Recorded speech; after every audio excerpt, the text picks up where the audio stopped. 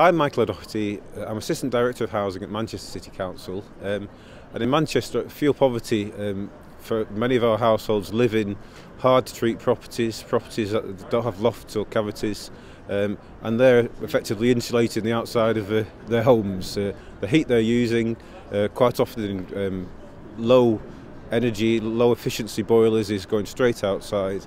The cost to them, the cost to the families, is well more than 10% of the household income, and it means that either they can't properly heat their homes, or they're going into debt by trying to do so. Quite often they're the families that have got children, pensioners, single parents, etc., those that can least afford to heat their own homes.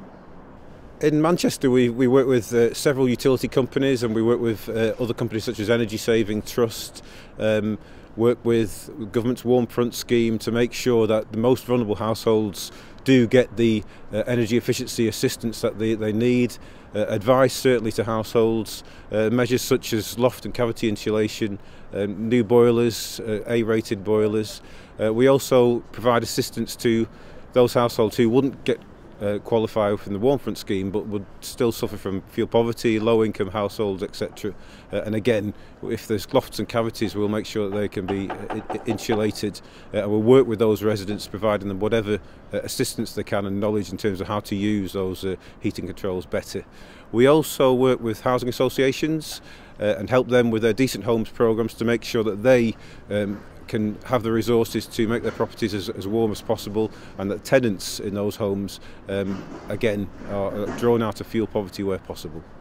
I think for fuel poverty, clearly one of the issues that as prices rise, more people get drawn into fuel poverty. It's very difficult to draw a line and say a household is in fuel poverty and then won't be in fuel poverty in a year's time or even 6 weeks' time. So for us, it's about trying to identify the areas where most people are vulnerable, most people who live in the types of homes that are more likely to suffer from fuel poverty, and work out with our partners, whether utility companies or other agencies, how best we can tackle properties in those areas and work with those households.